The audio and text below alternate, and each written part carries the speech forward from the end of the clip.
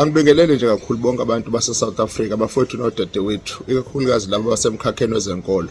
Siyazi ukuthi ngesikhathi sokhetho kuba namazwi alodungonyana noma nohlevana ajwayele ukukhulumeka phakathi kwabaholi.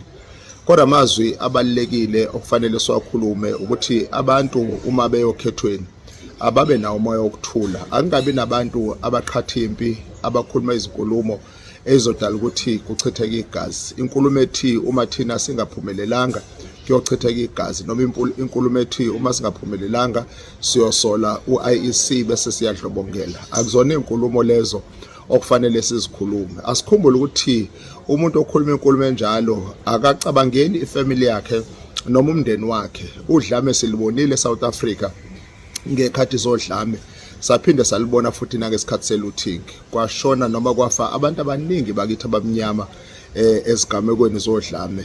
Abanye babo abaningi babo babe innocent, bengenzanga lutho, babulawa. Ngiyafisa mina ukuthi noma ngabe isikhathi sinzima kangakanani esibhekene naso, asingawukhohlwa umsebenzi wethu uNkulunkulu asibekele wona njengabefundisi. Singaba kwingxenye yepolitiki, singasupporta inhlangano zethu esizithandayo, kodwa kubalekile ukuthi umthandazo asubeke phambili ukuze iAfrika yethu iqhubeke ibe nokuthula. iSouth Africa elinye lamazwe elaziwa njengezwe elikwaziyo ukuhandlisha ama-elections.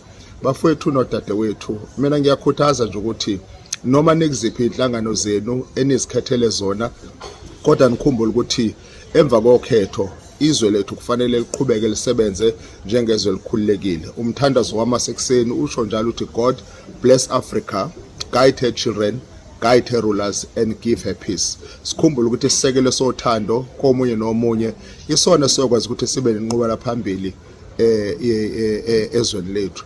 Ngiyabonga kakhulu sengathi uNkulunkulu angasiphi isibusiso nangalesikhathi silungiselela ukhetho, siqhubeke nokukhuleka noma sicampaign siqhubeke nokukhuleka.